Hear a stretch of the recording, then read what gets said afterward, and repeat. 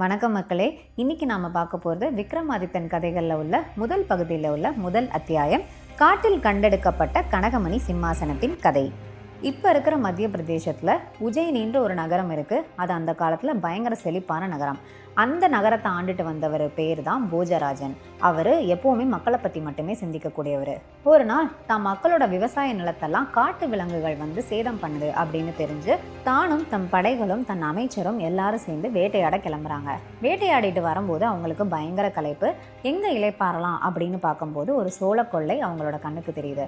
பக்கத்தில் போக போக அந்த சோளக்கொள்ளைக்கு நடுவில் ஒரு பரண் இருக்குது. அந்த பரண் மேலே சரவணப்பட்டர் அப்படின்றவர் இருக்கிறாரு.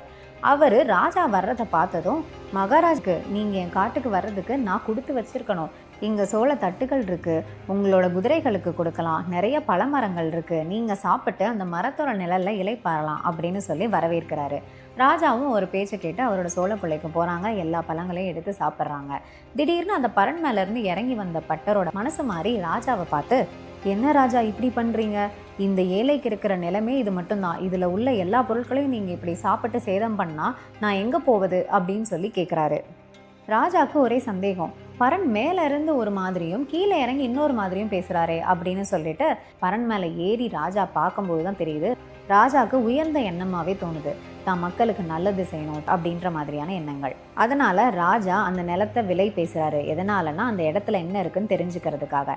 சரவணப்பட்டர் எதிர்பார்க்க முடியாத அளவுக்கு அவருக்கு பொண்ணும் பொருளும் நிறைய பரிசு கொடுத்து அந்த இடத்த விலைக்கு வாங்கி அந்த பரன்ற அந்த இடத்த தோண்டி பார்க்குறாரு. தோண்ட தோண்ட அவருக்கு ஒரு பெரிய நவரத்ன சிம்மாசனம் கிடைக்குது.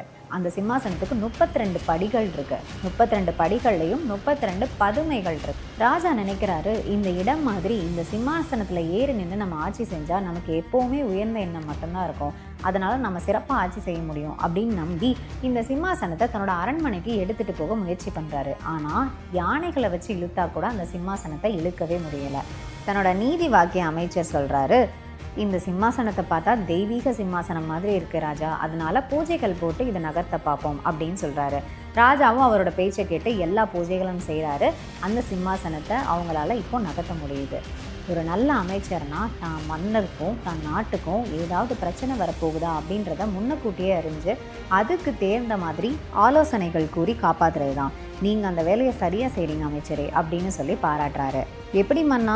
நந்த மன்னன் பகுசுருதன்ற அமைச்சரோட உதவியால் பிரம்மஹத்தி தோஷத்துலேருந்து வெளியே வந்தாரே, அது மாதிரியா அப்படின்னு சொல்லி கேட்குறாரு.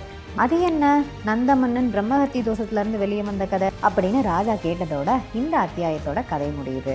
வர்ற அத்தியாயத்தில் நந்த மன்னன் பகுசுருதன் அமைச்சரோட கதைகளை பற்றி பார்க்கலாம்.